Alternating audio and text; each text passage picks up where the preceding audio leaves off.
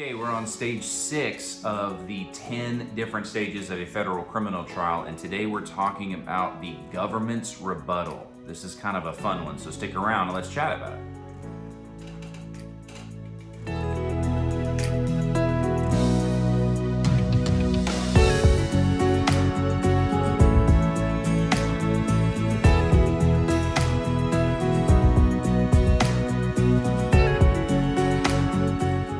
Happy Friday, everybody. Hope you're having a great week. And today we are on stage 6 of the 10 stages of a federal criminal trial. And today we're talking about government's rebuttal, the government's rebuttal case.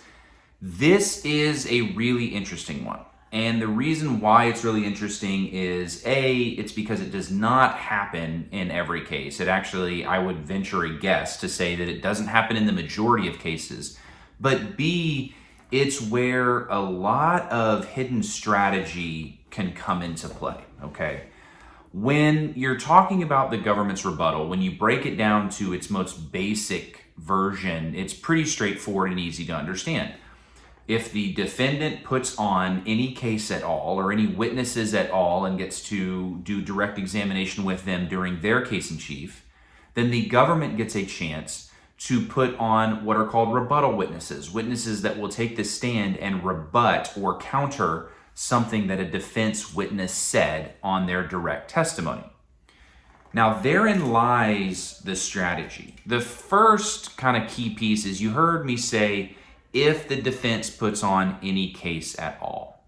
So a lot of times defense lawyers, when they're making strategic decisions on whether or not they're going to present a witness or put the defendant on or whatever that decision is, if they're going to put on a case at all, one of the factors they need to consider is, do we want to open it up for the government to have a rebuttal session?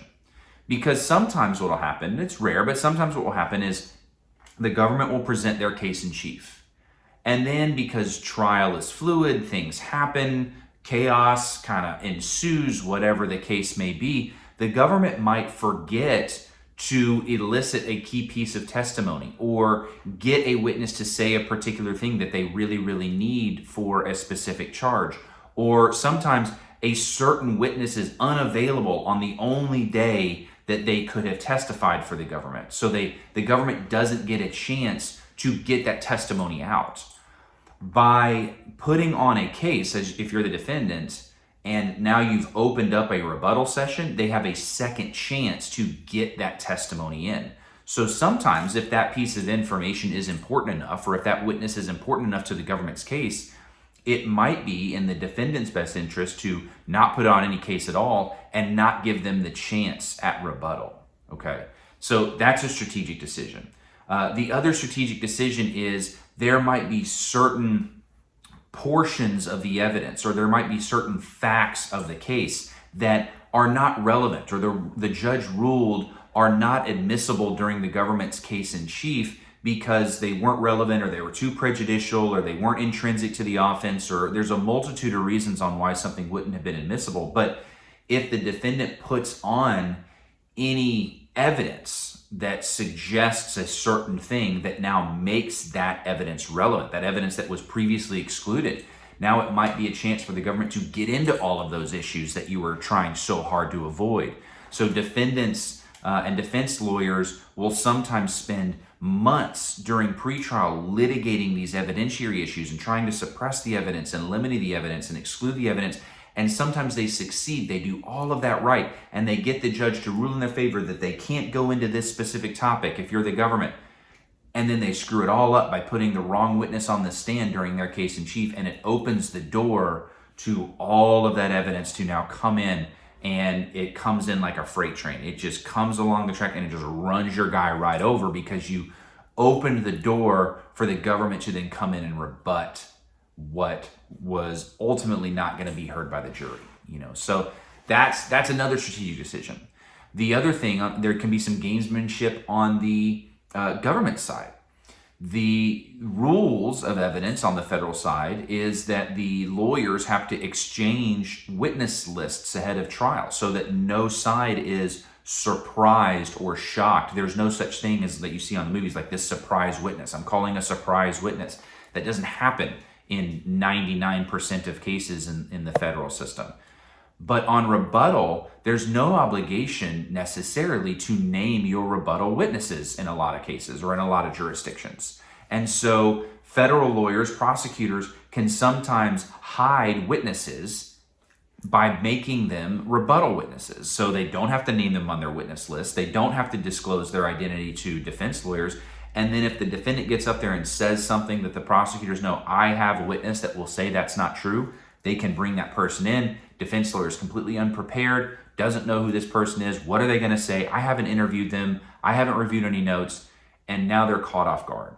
So again, that's just some strategy between the lawyers on when you may or may not want to open yourself up for a rebuttal. So the government's rebuttal, like I said, it's a rare instance. It doesn't happen in every case, but when it does, it is pretty interesting. It can be really exciting or scary or whatever emotion you want to put onto it when the trial is occurring. And so it's an interesting thing to watch. Anytime there is a government's rebuttal, it's something that I pay particularly close attention to. I was in a trial just recently where the government had a rebuttal, and a big, massive part of my trial strategy was limiting what their rebuttal witnesses could say, was not allowing the government to start going over all of the evidence that they did in their case in chief and then call it rebuttal witnesses, because that's not what rebuttal's for. And so we had these long, very contentious hearings about their rebuttal witnesses and what they could and couldn't testify to. And ultimately, I was able to convince the judge that I was correct, that the prosecutors are simply using this as a way to try and relitigate their case in chief. And so again, the rebuttal part of a trial can sometimes be the most contentious part of a trial. So it's an interesting part. It's one that a lot of lawyers, again, kind of overlook, or they don't think about a whole lot. And yet it can be a really, really vital part of a criminal defendant's trial. As always, I hope this was at least somewhat informational, somewhat entertaining. If there's any questions that you have about this or any other topic, remember I do live streams every Wednesday night and Sunday night over on Twitch. The link to that channel is down below in the video description. Just click more info when you see video description and go over to my Twitch channel. Give me a follow and a subscribe over there. That way you're notified anytime that I go live.